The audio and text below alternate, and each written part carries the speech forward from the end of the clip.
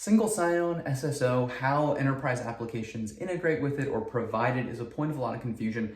I want to use going on a jet plane, an airplane ride analogy to break this down a little bit. So I'll say I bought a plane ticket, I'm going to the airport. Now I've either checked in on my phone or I could go to the counter. I present my ID and my ticket and they give me back a boarding pass. This is a process where you have an identity provider. All they're doing is checking your ID, making sure that you have a ticket, and they're giving you back a boarding pass. The counter, the person at the counter doesn't care if you're going to Cleveland, Cancun. They can't actually put you on the plane. All they do, they verify you are who you say you are. Here's your boarding pass that's gonna let you get on one-to-many flights.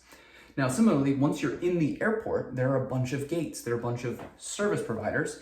There are a bunch of applications that you could use. When you go to one of those gates, you present your boarding pass. They don't double check your ID. At this point, they know you are who you say you are. That was verified outside of security or at security.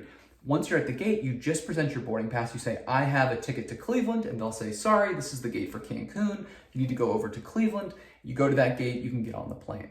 So this is the core idea. So as an enterprise application, if you're wondering, how does this application integrate with how does it provide us SSO? Well, first, typically you have an identity provider. You have this counter level where you're accepting IDs, you're checking tickets, and you're giving back boarding passes.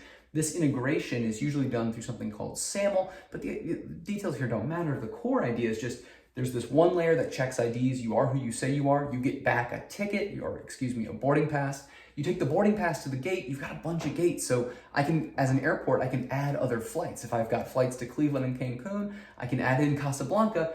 All people need to get on those flights is a boarding pass, and that will be given by the service provider once we've checked out your ID. So that's the idea. Hopefully that clears things up just a little bit.